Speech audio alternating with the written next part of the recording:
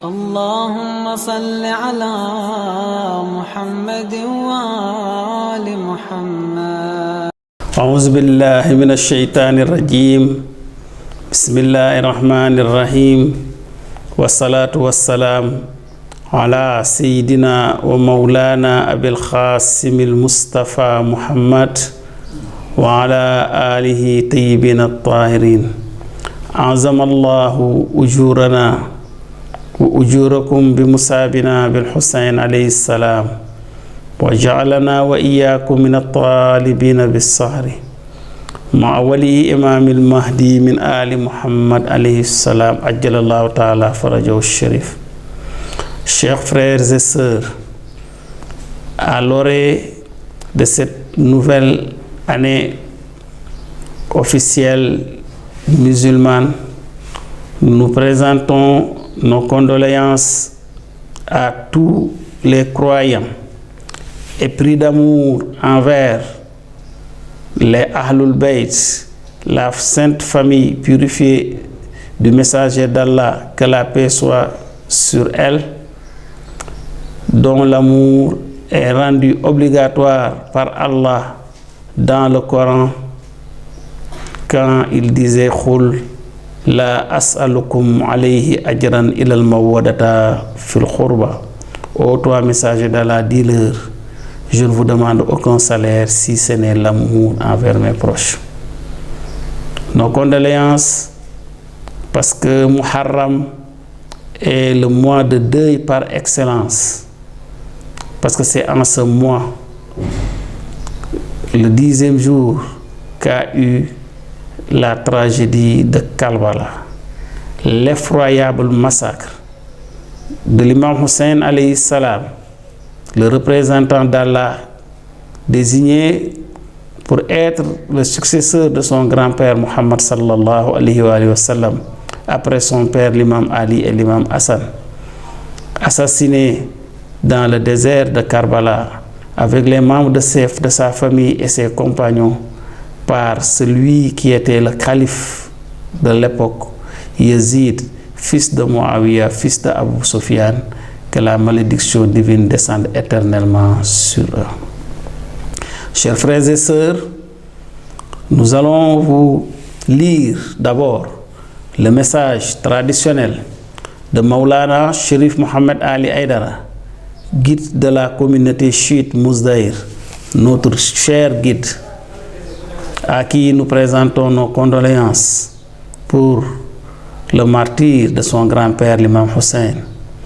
Et comme il est notre intermédiaire, celui qui nous relie avec le maître du temps, le 12e imam infaillible, l'imam al-Mahdi, ajalallahu ta'ala farajahu sharif, par lui, Maulana Cherif Mohamed Ali Aïdara, nous présentons nos condoléances à l'imam al-Mahdi, ajalallahu ta'ala farajahu sharif, qu'Allah hâte sa réapparition, ainsi qu'à tous les membres infaillibles de la famille du prophète Mohammed sallallahu alayhi wa sallam, à toute la famille, la descendance du messager d'Allah, à tous les partisans de la famille du prophète, les chiites, à tous les croyants épris d'amour envers les Ahlul Bayt salawatullahi wa salamu alayhim.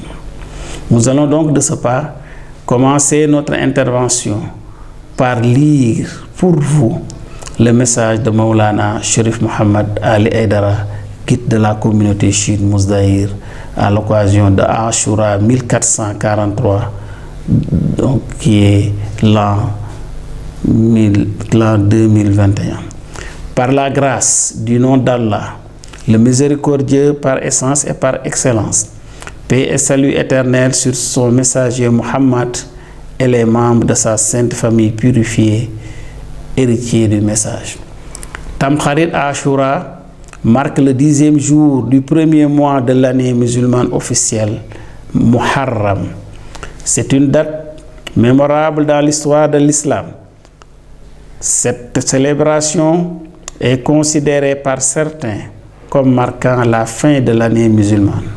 Seulement, je considère que pour célébrer une fin d'année, le meilleur moment, c'est le jour de l'an, qui est le premier jour de l'année ou la veille, qui est la première nuit de l'année. C'est d'ailleurs ce qui se fait dans toutes les civilisations du monde. Il n'y a donc pas de raison d'attendre le 10e jour pour le faire. Le 8e des 12 imams infaillibles de la famille du prophète, que la paix soit sur elle, l'imam Ali Rida alayhi salam, paix et salut sur lui, dit: lorsqu'on entrait dans le mois de Muharram, jamais on n'entendait mon père Moussa al-Kazim, le 7e imam, jamais on l'entendait rire. Il était dominé par la peine jusqu'à son 10e jour. Et lorsque ce jour arrivait, c'était pour lui une journée de peine et de pleurs. Il disait: c'est le jour où on a tué l'imam Al-Hussein, paix et salut sur lui. L'histoire retiendra à jamais la période du 1er au 10 Muharram de l'an 61 de l'Hégire, qui correspond à l'an 680 après Jésus-Christ, durant laquelle la famille du prophète Mohammed, paix et salut sur lui, a été assiégée dans le désert irakien à Karbala. Assiégée pendant 10 jours, sans eau ni nourriture, puis massacrée sur les ordres de Yazid, fils de Muawiyah, calife des musulmans de l'époque. Il décréta Ashura jour de fête, célébrant la victoire de la famille omeyyade sur la famille du prophète, paix et salut sur elle, et s'attela lui et ses successeurs à tout mettre en œuvre pour justifier aux yeux de la Ummah la nécessité de commémorer cet événement dans la joie et l'allégresse, et même lui donner une portée cultuelle.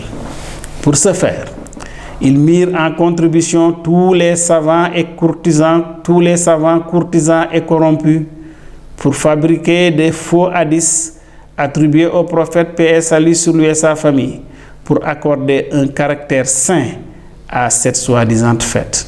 Ces derniers vont pousser leur cynisme à l'extrême jusqu'à inventer des pratiques pieuses comme le jeûne à accomplir ce jour. Le 6e imam, l'imam Ja'far Sadiq, paix et salut sur lui, nous dit clairement que c'est le jour où fut tué Al-Hussein. Si tu t'en réjouis, eh bien, jeûne. La famille omeyyade, que Dieu les maudisse, et les gens de Damas, qui les ont aidés à tuer l'imam Hussein, paix et salut sur lui, avaient fait le serment de faire de ce jour un jour de fête qu'ils jeûneraient en action de grâce, et au cours duquel ils réjouiraient leurs enfants si Al-Hussein, paix et salut sur lui, avait été tué, et si ceux qui se sont dressés contre lui revenaient sains et saufs, et si le calife revenait à la famille d'Abu Sufyan.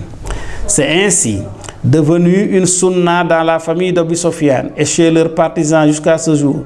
Tout le monde les a suivis, et c'est pourquoi ils jeûnent, réjouissent leurs familles et leurs alliés en ce jour. L'imam Sadiq, paix et salut sur lui, ajouta: on ne jeûne pas lorsqu'on est touché par le malheur, mais en action de grâce lorsqu'on en est préservé. Si tu fais partie de ceux qui touchés par le malheur, alors ne jeûne pas. Je vous convie à commémorer cet événement tragique de l'islam afin d'en comprendre le sens et d'y méditer profondément pour bien choisir son camp. Nous refusons Tamkharit, qui signifie en Wolof diaboliser son ami, mais nous avons choisi le parti de la famille du prophète. Tan sa kharit, tan kharit wa ahlul bayt, comme on dit à Wolof. Nous invitons donc tout le monde à commémorer ce deuil de Ashura. Je ne souhaite pas pour ma part faire partie de ceux qui, en connaissance de cause, fêtent la Ashura, la Tamkharit, par des festins, en se gavant de couscous ou en organisant des carnavals, comme si c'était pour se moquer de la famille du prophète endeuillé, ni de ceux qui restent indifférents devant cette calamité, que tous les élus de Dieu pleurent, et en répondre demain devant Fatima Zahra bint Rasulillah, la fille du prophète, paix et salut sur eux. Que ceux qui pleurent sur quelqu'un comme Al-Hussein, car pleurer sur lui diminue les grands péchés. Le premier des 12 imams infaillibles désignés par le prophète Ali ibn Abi Talib a dit, en vérité, Dieu le Très-Haut nous choisit et choisit pour nous des chiites, c'est-à-dire des fidèles, qui se réjouissent de nos joies et s'attristent de nos peines, sacrifient leurs biens et leur vie pour nous. Ceux-là viennent de nous et retourneront à nous. Tout œil pleurera le jour de la résurrection, excepté l'œil qui a pleuré l'imam Al-Hussein et sa famille. Dans la même lancée, je réitère la recommandation donnée à tous mes disciples de la communauté chiite Mousdaïr de surseoir aux prières collectives journalières et du vendredi dans les mosquées et d'accomplir ces actes d'adoration chez eux. Je vous rappelle que la prière en assemblée est une forte recommandation, mais en aucune façon une obligation. La préservation de la vie prime sur la prière collective. Je leur demande aussi de se soumettre obligatoirement à toutes les mesures que les autorités sanitaires ont prises dans le sens d'endiguer la pandémie et de célébrer le deuil individuellement ou en famille à domicile.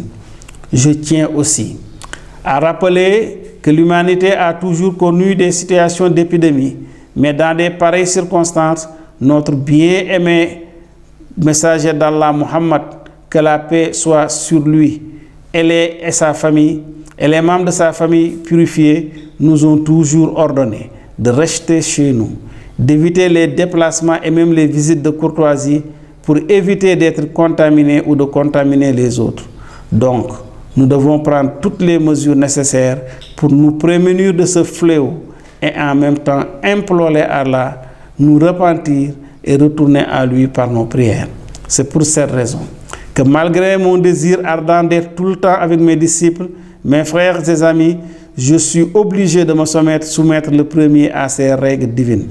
Je recommande à tous mes disciples et à tous ceux qui me font confiance de se vacciner contre le Covid-19, comme je l'ai fait moi-même depuis que les premières doses sont arrivées au Sénégal. L'imam Al-Hussein, que la paix soit sur lui, a donné sa vie le jour de Tamkharit pour sauver l'islam originel. Donnons notre sang nous aussi pour sauver des vies. Ainsi, je vous convie à la journée de don de sang qui se tiendra le mardi 17 août 2021 à partir de 9 h au nouveau siège de Mousdaïr, 6 à la cité Siré 2 de la Zagbao. Conformément au protocole sanitaire en vigueur, nous prions les volontaires de rentrer immédiatement après avoir effectué leur don de sang. Par ailleurs, j'encourage les fidèles croyants résidant hors de Dakar, aptes et désireux de donner leur sang, d'en faire de même en se rendant dans les banques de sang qui leur sont les plus accessibles. Aussi, je vous prie de réciter chaque jour, du 1er au 10e jour, 100 fois la sourate Ikhlas, Qul Huwallahu Ahad, à la mémoire des martyrs et de nos défunts, et de demander à Allah le Tout-Puissant de nous débarrasser de cette terrible pandémie. Je prie Allah d'étendre sa miséricorde infinie sur toute l'humanité et de venir à notre secours contre toutes les calamités qui secouent notre planète et hypothèquent notre existence. Je présente mes condoléances au prophète Mohammed sallallahu alayhi wa sallam, aux membres de sa famille, paix et salut sur eux, et en particulier à notre maître, l'imam du temps, l'imam al-Mahdi, qu'Allah accélère sa réapparition, ainsi qu'à tous les croyants. Chérif Mohamed Ali Aïdara, guide de la communauté chiite Mousdaïr, président fondateur de l'ONG Mousdaïr, Institut Mousdaïr International. Ainsi, voilà, chers frères et sœurs, après la lecture du message de notre bien-aimé guide, à qui nous renouvelons nos condoléances pour le martyre de son grand-père, l'imam Hussein, de ses enfants et de ses fidèles compagnons, mais aussi à qui nous présentons nos condoléances suite au décès du regretté Chérif Mohamed Al-Habib Aïdara, son grand frère, que Dieu nous a ravis ces derniers jours et qui a été enterré le dimanche dernier dans son village natal de Darou Hijra. Nous demandons à Allah, le Tout-Puissant, de lui faire rencontrer ses illustres aïeux, le prophète Mohammed, Fatima Zahra, l'imam Hassan, l'imam Hussein et les membres infaillibles de sa descendance, et qu'il lui accorde une demeure à leur côté dans le paradis sublime. Nous profitons aussi de l'occasion pour présenter nos condoléances à nos frères de la communauté layène qui ont perdu leur khalife général, El Hadj Abdoulaye Thiaw Laye, qui était un amoureux de la famille du prophète et qui a marqué de son empreinte indélébile la célébration de Ashura, la célébration du deuil d'Ashura par son fameux poème qu'il a composé et que jusqu'à présent les chanteurs de sa communauté déclament sur les ondes. Cette chanson dédiée à l'imam Hussein et aux martyrs de Karbala, ce fameux Karbala qu'il commentait tout le temps et que notre frère Mbaye Laye chante toujours et qu'il a l'habitude de venir déclamer le jour de Ashura ici à Mousdaïr. Qu'Allah lui fasse rencontrer l'imam Hussein, qu'il bénéficie de son intercession dans sa tombe et au paradis sublime.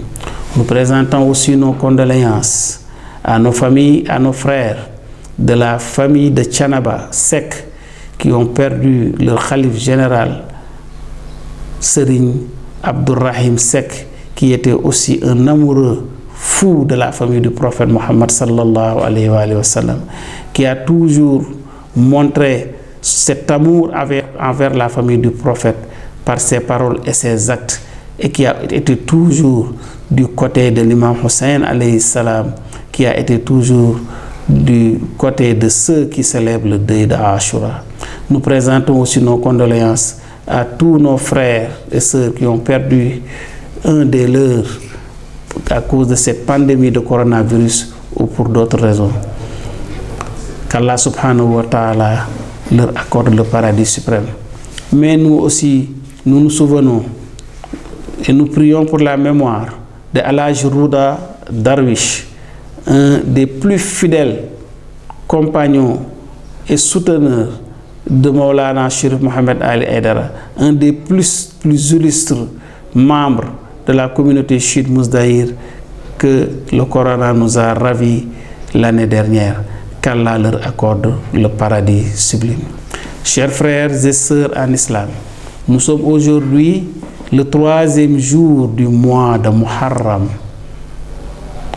le jour anniversaire du moment où l'imam Hussein est arrivé dans la terre de Karbala, qui allait témoigner à jamais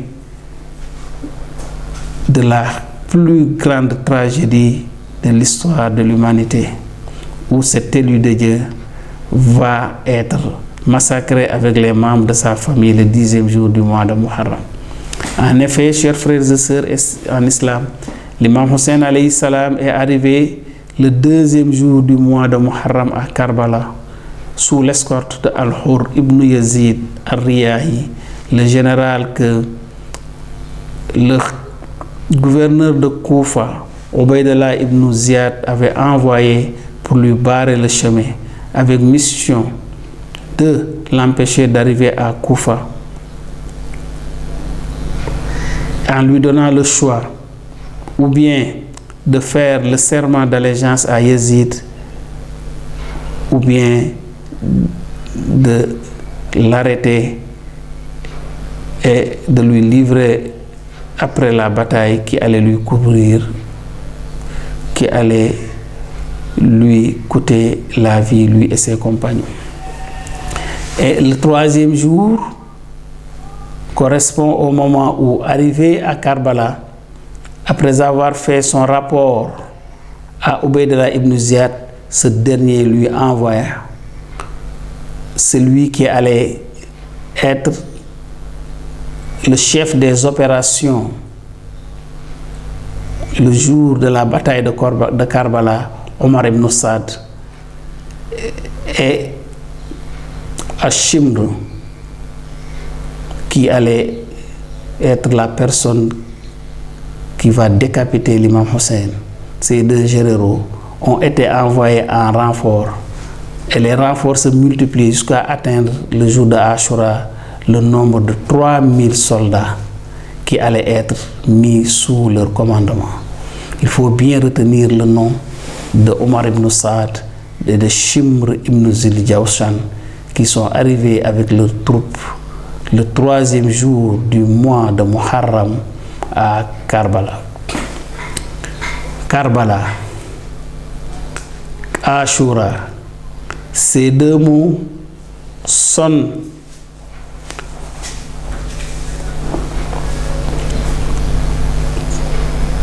dans la conscience collective de tous les amoureux de la famille du prophète comme étant le jour et le lieu où a eu lieu le massacre inimaginable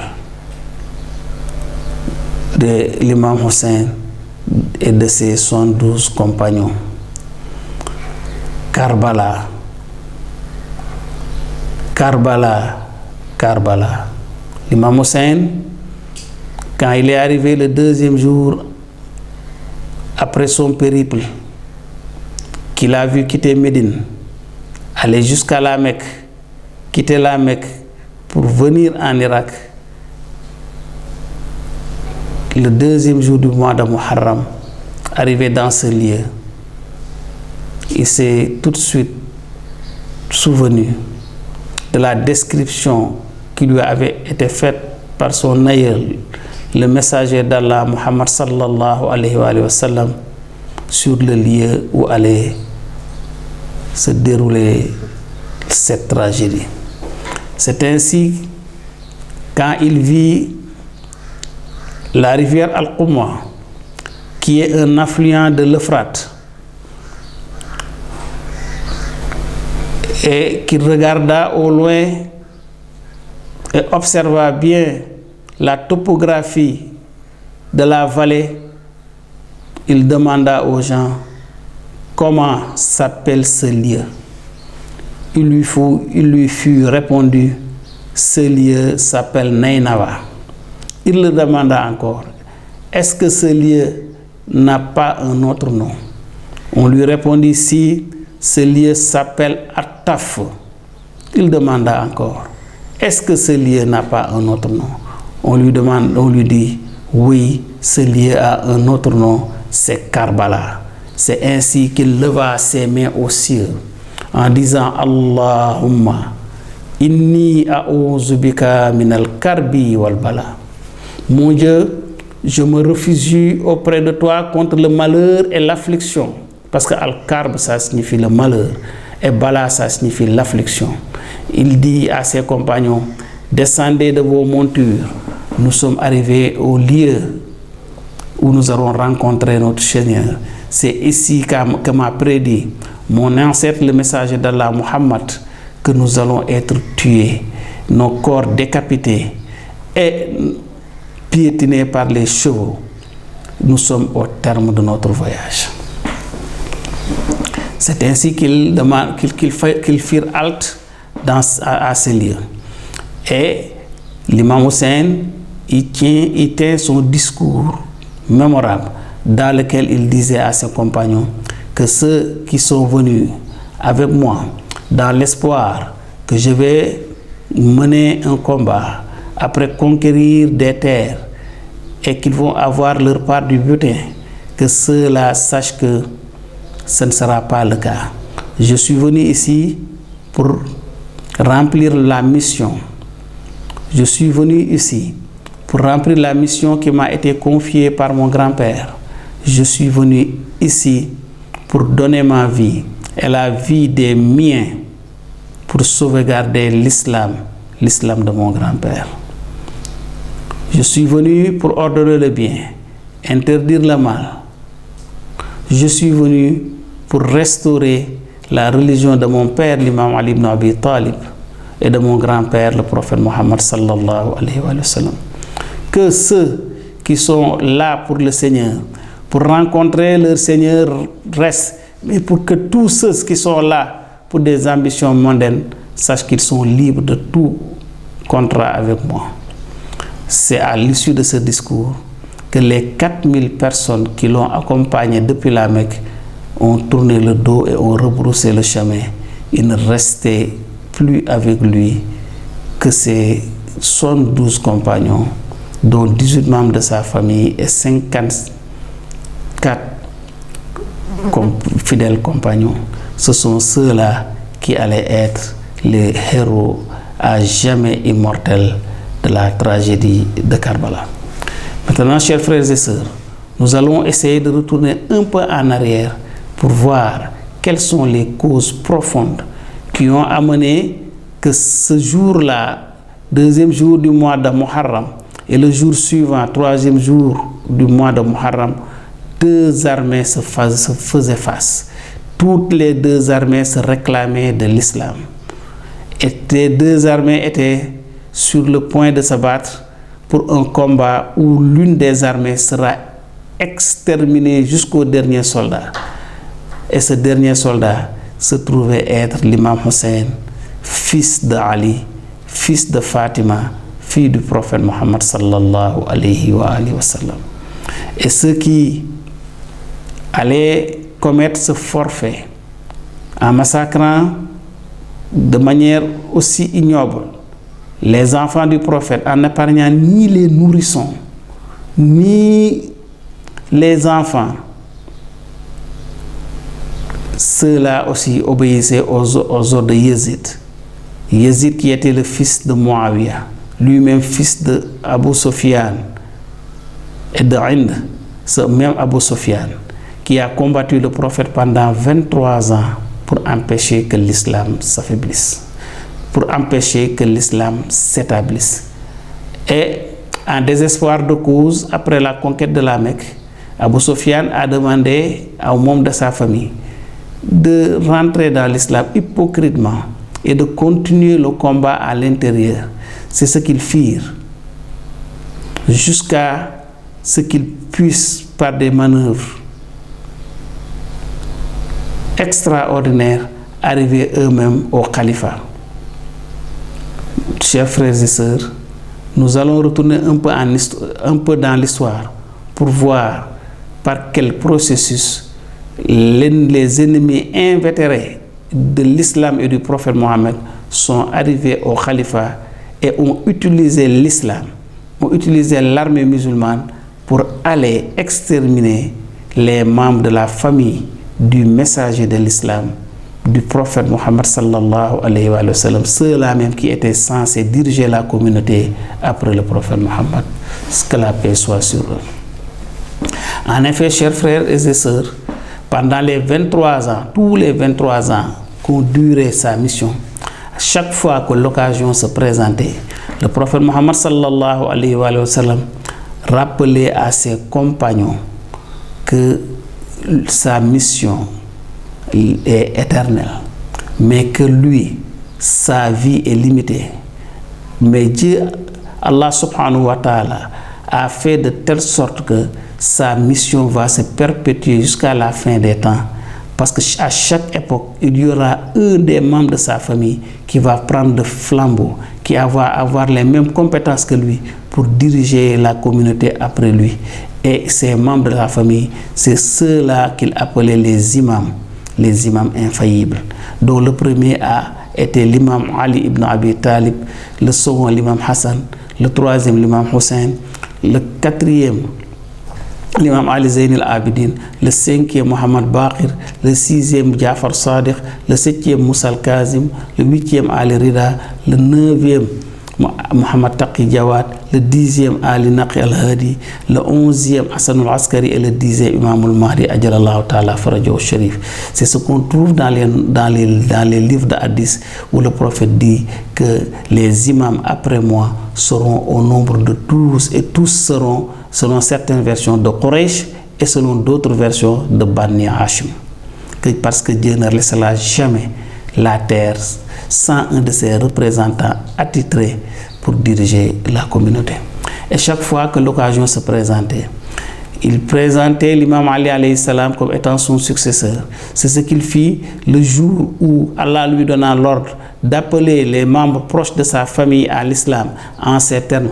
Fanzir ashiratakal aqrabin. Appelle ceux des membres de sa famille qui te sont les plus proches. Et l'histoire a retenu que ce jour-là, il a organisé un festin. Il a invité tous les Quraysh, particulièrement les Banu Hashim, les Banu Umayya. Les Banu Hashim, ce sont les membres de son clan. Et les Banu Hashim et les Banu Umayyad, c'est les membres du clan des Omeyyades qui était le clan rival des Banu Hashim, tous ayant un ancêtre commun qui est donc Quraysh. Alors, quand tous furent réunis et qu'ils ont fini de manger le repas miraculeux qui a été préparé par l'imam Ali, il leur a posé la question suivante. Qui est prêt à me faire allégeance et à être après moi mon successeur dans cette mission que Dieu m'a confiée? Personne ne s'est levé pour répondre à son invitation. L'imam Ali s'est levé une fois, lui a demandé de s'asseoir. 2 fois, lui a demandé de s'asseoir. Et la 3e fois, il l'a pris par la main et dit à la communauté, celui-là est mon frère, mon vizir, c'est-à-dire mon ministre, et sera mon successeur, il sera le calife après moi, à qui l'obéissance sera obligatoire comme elle est obligatoire pour moi. Et même l'histoire a dit que les notables de Quraysh se sont mis à railler son oncle Abu Talib, qui était présent dans les lieux, pour lui dire, tu vois, ton neveu te demande de te soumettre à ton fils Ali ibn Abi Talib. À plusieurs occasions, il a répété la même chose. Et la dernière fois qu'il l'a faite, c'était à Ghadir Khoum. Le Ghadir Khoum, c'était le 18e jour du mois de Zul-Hijja, quand il revenait du pèlerinage d'Adieu. Allah subhanahu wa ta'ala a envoyé Jibril pour lui dire de transmettre la dernière partie de son message pour clore la révélation. Il lui dit en ces termes, Ya ayyuhar rasoul, ô toi le prophète, ô toi le messager, balligh ma unzila ilayka min rabbik, transmets ce qui t'a été révélé de la part de ton Seigneur. Wa in lam tafal fama ballaghta risalatahu. Si tu ne le fais pas, sache que tu n'auras pas transmis son message. En d'autres termes, ce que tu as fait pendant ces 23 ans est nul et non avenu. Wallahu ya'simuka minan nas. Dieu te protège contre les humains. Inna Allah la yahdi qawmal kafirin. Dieu ne guide jamais le peuple mécréant. C'est sur ces entrefaites que le prophète sallallahu alayhi wa sallam a demandé aux compagnons de faire halte à Ghadir Khoum, un oasis entre la Mecque et Médine, sous le soleil chaud, avec une chaleur terrible et effroyable. Ghadir Khoum étant un carrefour où ceux qui l'accompagnaient pendant le dernier pèlerinage devaient se séparer. Ceux qui rentraient au Yémen devaient partir d'un côté, ceux qui allaient aller en Syrie de l'autre côté, ceux qui allaient continuer avec lui à Médine allaient de l'autre côté. C'est là où il a demandé à tous ses compagnons de se rassembler. Il leur tient un discours et à la fin il dit, maintenant mon Seigneur m'appelle et je vais répondre à son appel. Mais avant de partir, je laisse parmi vous le Coran et les membres de ma famille, ces deux-là ne se sépareront jamais jusqu'à ce qu'ils viennent me rejoindre au bassin de Kawsar. Et il leur dit, celui dont je suis le maître, man kuntu mawlahu fa haza aliyun mawlahu. C'est à celui-là, Ali, qui est maintenant dorénavant son maître. En prenant la main de l'imam Ali, qu'il a mis avec lui, à côté de lui sur la tribune, il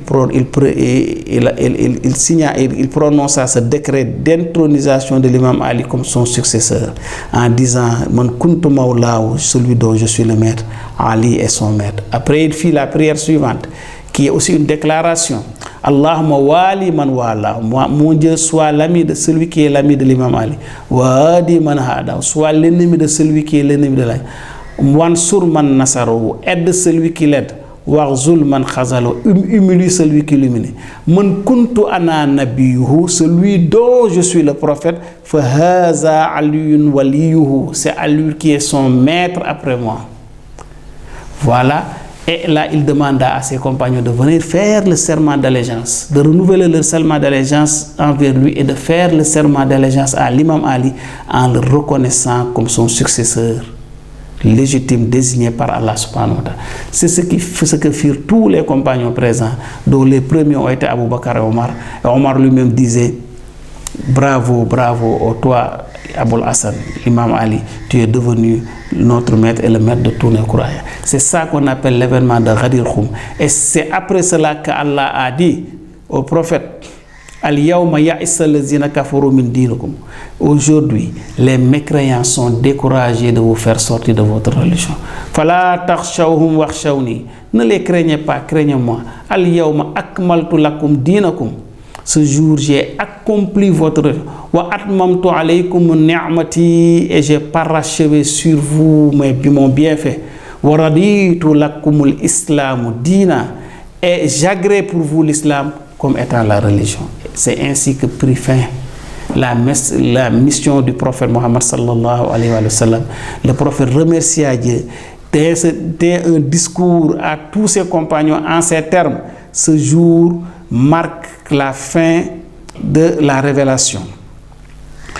Et Dieu nous a garanti la victoire jusqu'au jour du jugement dernier. Je ne crains pas pour cette religion, le mécréant, parce que Dieu a dit: Al-yawma ya'issa allazina kafaru min dinikum. Les mécréants sont découragés de vous faire sortir de la religion. Il dit: je ne crains pas pour cette religion le croyant, parce que le croyant est incapable de faire le mal, surtout quelque chose qui peut nuire à sa religion, à sa foi. Mais je crains pour cette religion ceux qui disent ce que disent les croyants et font ce que font les mécréants, c'est-à-dire les hypocrites. Malheureusement, à l'époque, les hypocrites étaient majoritaires parmi ceux qui étaient autour de lui, jusqu'à ce que Dieu l'en avertisse dans la sourate Bara, pour lui dire que, ô toi le prophète, sache que autour de quoi il y a que des hypocrites qui sont profondément enracinés dans l'hypocrisie. Ce sont ces hypocrites qui vont, après le décès du prophète sallallahu alayhi wa sallam, remettre en cause tout ce que le messager d'Allah avait introduit, avait enseigné, en commençant par retirer le khalifa des mains de l'imam Ali et des membres de la famille du prophète et prendre le khalifa eux-mêmes, se le passer jusqu'à ce que le khalifa entre les mains de Muawiyah, qui le transmit à son fils Yazid. C'est pour cette raison que les ennemis les plus invétérés du prophète Mohammed sallallahu alayhi wa sallam parvinrent par des manœuvres facilitées par les premiers compagnons du prophète à atteindre le calife et à avoir les outils nécessaires pour aller enfin atteindre leur but, c'est-à-dire massacrer la famille du prophète Mohammed sallallahu alayhi wa sallam, qui étaient les seuls détenteurs de l'islam originel.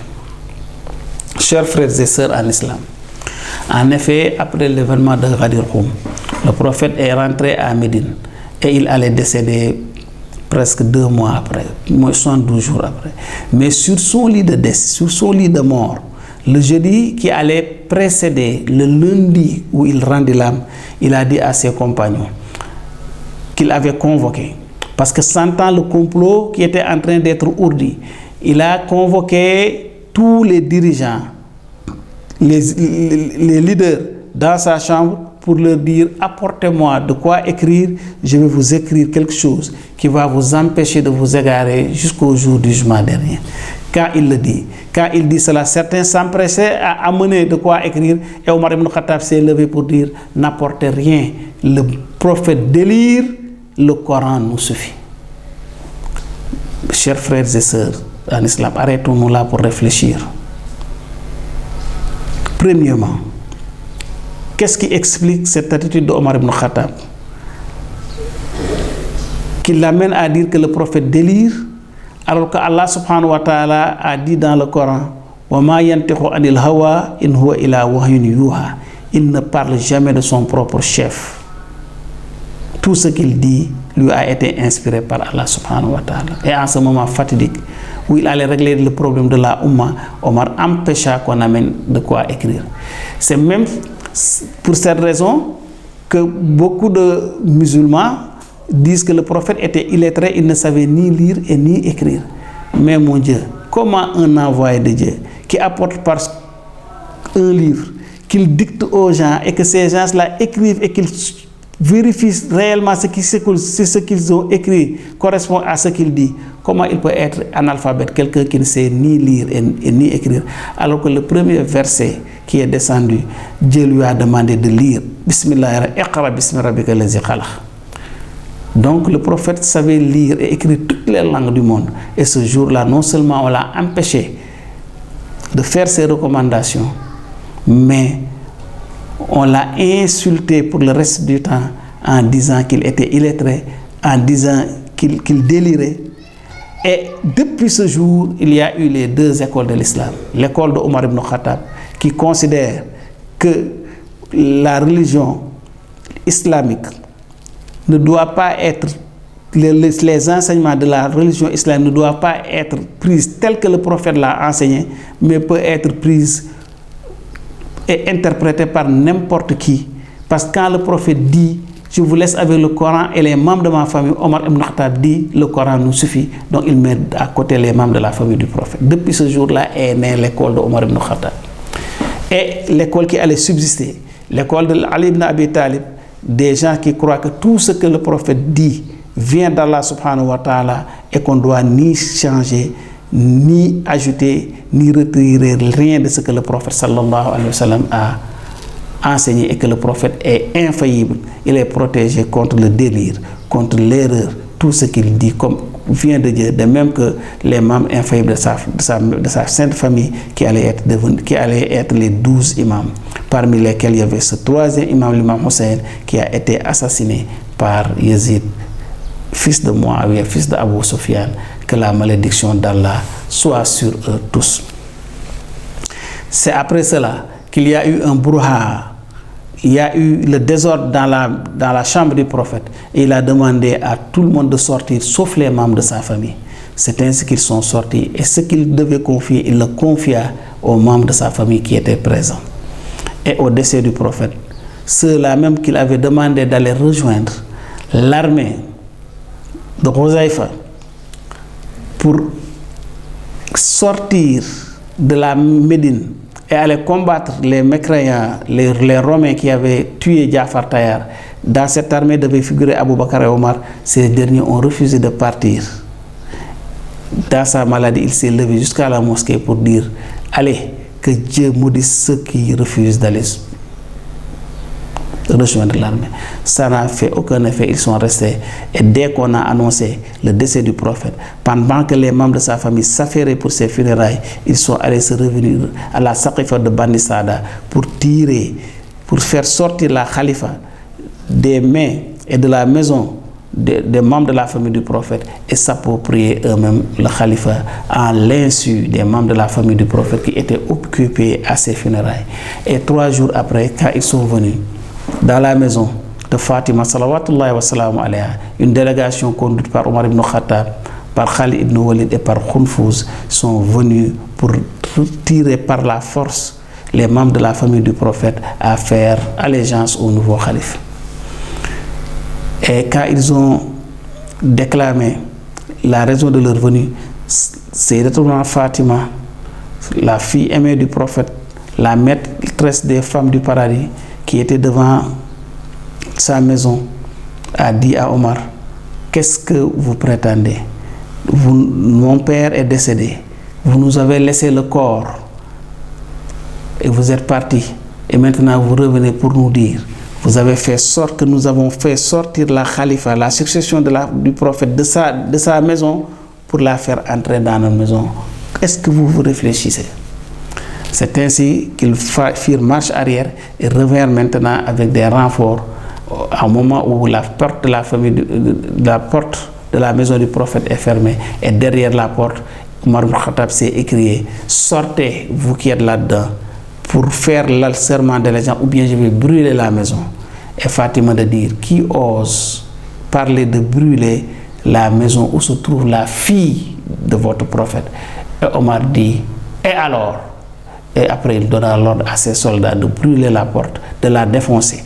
Au moment où Fatima allait à leur rencontre, elle est arrivée devant la porte au moment où la porte était défoncée, et le loquet de la porte est entré dans ses côtes au moment où elle était enceinte et l'enfant là est tombé martyr. C'est pourquoi on dit que le premier martyr qui est tombé, c'était Muhsin, le fils de Fatima qui était dans son ventre, qui n'a pas eu l'occasion de naître. C'est de cette personne-là qu'Allah subhanahu wa ta'ala parle dans le Coran quand il dit wa izal maw'udati su'ilat bi ayyi zanbin qutilat. À quand cette âme-là va dire le jour du jugement dernier, pour quel péché j'ai été tué? Et l'imam Ja'far Sadiq salawatullahi wa salam alayhi a dit que cette âme-là, c'est Muhsin, le fils de notre mère Fatima qui était dans son ventre et qui a été tué dans le ventre de sa mère par Omar ibn Khattab et ses soldats. C'est cette âme-là qui va porter plainte le jour du jugement dernier pour dire pour quelle raison il a été tué. Il dit que celui qui donne une autre explication que ça est un menteur. Effectivement, nous ne sommes pas surpris car nous savons que tout le monde, tous les savants sont d'accord sur le fait que chaque fois qu'Omar écoutait, entendait ce verset-là, il se mettait, disons-on, à pleurer en disant qu'il regrettait vraiment cet acte d'avoir été la cause de la mort de cette âme. Maintenant, Fatima, salawatullahi wa salamu alayha, est tombée évanouie. Et à son réveil, il a vu qu'on avait attaché son mari, l'imam Ali, qu'on le traînait à la mosquée. Elle quitta la mosquée, la maison pour aller le rejoindre à la mosquée. Et le sang tombait, dégouliné de son corps. Arrivé au niveau de la mosquée, il trouva que l'imam Ali était attaché un sabre étendu sur sa tête. Et on lui demanda de faire le serment d'allégeance à Abu Bakr ou bien qu'il verra sa tête coupée. Et là, il leur a dit, comment pourrez-vous tuer celui qui est le frère de votre prophète sallallahu alayhi wa sallam?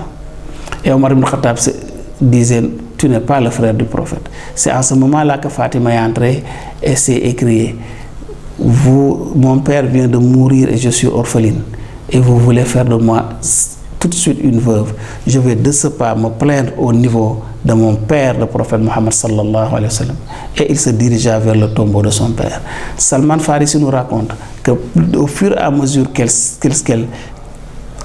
s'approchait du tombeau, il voyait les murs du tombeau se soulever jusqu'à même atteindre la hauteur d'un homme. C'est en ce moment-là que l'imam Ali l'a hélé pour lui dire, Salman, fais vite, si elle arrive au niveau du tombeau, ce sera la fin du monde et ces gens-là n'en valent pas la peine.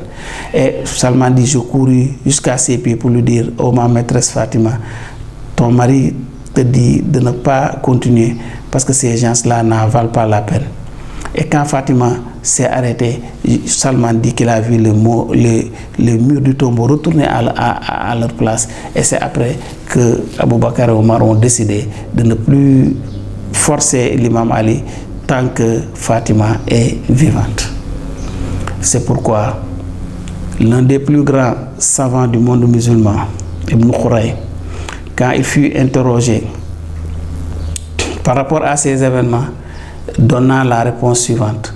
La question que vous me posez, j'en connais la réponse, mais elle est plus nauséabonde qu'un cadavre déterré. Je la connais, mais je n'ose pas la dire parce que j'ai peur des khalifes. Si je le disais, vous n'allez plus suivre Malik ou Abu Hanifa. Mais il faut suivre tout simplement de vous poser la question de savoir pourquoi Fatima a été enterrée clandestinement la nuit. Si je vous dis que l'imam Hussein n'a pas été tué à Karbala, mais il a été tué, que l'imam Hussein n'a pas été tué à Karbala, mais il a été tué à la Saqifa de Bani Sada. La Saqifa, c'est le lieu où les compagnons du prophète se sont réunis après son décès pour choisir leur calife. Effectivement, il a raison, parce que c'est parce que le khalifa est sorti de la maison du prophète que celui qui a été calife a pu utiliser les forces armées de musulmans pour exterminer la famille du prophète Mohammed sallallahu ta'ala alayhi wa sallam. Et quand, après leur forfait, ils ont coupé les têtes de l'imam Hussein, ils se sont mis à chanter, à danser. a dit Ta'ajaboun, soyez étonnés, est-ce que vous n'êtes pas étonnés de moi? Et quand on a présenté la tête à Yazid, il dit que mes ancêtres qui sont morts en combattant Mohammed à Badr et dans les autres batailles, s'ils revenaient à la vie, m'auraient dit merci Yazid, tu nous as vengés. Aujourd'hui, je fais de ce jour, le jour où j'ai eu la victoire enfin sur la famille du prophète en tuant son dernier petit-fils, l'imam Hussein, j'en fais un jour de fête où tout est permis. C'est pourquoi, quand ce jour de fête arrivait, c'était la réjouissance à l'extrême. Chaque homme pouvait coucher avec n'importe quelle femme. Chaque femme pouvait coucher avec n'importe quel homme. Tout ce qui était interdit par l'islam était permis ce jour-là. Et les gens sont allés jusqu'à ce que les femmes se travestissent en hommes et les hommes se travestissent en femmes pour pouvoir faire leurs actes sordides. Et de proche en proche, c'est arrivé jusqu'à nous. C'est ça qui est l'origine de la fête de Tamkharit. C'est pourquoi dans son message, Maulana Cheikh Mohamed Ali Aidara attire notre attention sur le fait que tout ce qui a été dit pour faire de la Tamkharit un jour de fête est faux et ne peut pas résister à la réflexion. S'ils disent que c'est le jour du début de l'année, ça ne peut pas être parce que c'est le 10e jour, parce que Ashura signifie 12. Si on dit que c'est le jour où Ibrahim a été sauvé du feu, ça aussi c'est pas vrai, parce que Ibrahim a été sauvé du feu le 18e jour du mois de Zulhijja. C'est le jour de Ghadir. Si on dit que c'est le jour où le bateau de Noé a accosté, ou bien c'est le jour où Moïse a été sauvé de Pharaon, tout ça ne résiste pas à l'analyse historique, parce qu'aucun de ces événements-là n'a eu lieu le jour de Ashura. Et à supposer que ça soit vrai, quel intérêt les musulmans ont à célébrer ces événements lointains, alors que l'événement qui concerne réellement l'islam, c'est le massacre inouï, inimaginable de la famille du prophète, le 10e jour du Muharram, dans le désert de Karbala, par Yazid et ses soldats. C'est pourquoi, pour tenter de donner un caractère saint à ce jour, comme le dit Maulana dans son message, Yazid et ses successeurs ont inventé, ont menti, ont inventé de faux hadiths. Mais réellement, ce qui s'est passé, c'est que le prophète Mohammed sallallahu alayhi wa sallam, après Ghadir Khoum, après l'intronisation de l'imam Ali, après qu'Allah subhanahu wa ta'ala lui a exprimer son satisfaction et la félicité pour la mission accomplie, il a demandé à l'imam Ali, qui a demandé aussi à ses successeurs, de faire de ce jour, le 18e jour du mois de Tabaski, du mois de Zulhijja, un jour de fête où il faut jeûner le jour et où il faut préparer de bons repas, un festin la nuit, réjouir les enfants, vraiment en faire une fête, parce que c'est la plus grande fête, parce que c'est la fête de la fin de la mission du prophète, où Dieu a exprimé sa satisfaction sur le prophète et où l'imam Ali a été nommé successeur du prophète. Maintenant, pour travestir la vérité, les Omeyyades ont pris tous les bienfaits que le prophète avait annoncé pour le jour de Ghadir, pour le transférer au jour de Ashura. C'est pourquoi ils ont demandé de jeûner Ashura, de réjouir les enfants, d'organiser une fête et de faire oublier complètement le jour de Ghadir. C'est pourquoi la plupart des musulmans n'ont jamais même entendu parler de la fête de Ghadir.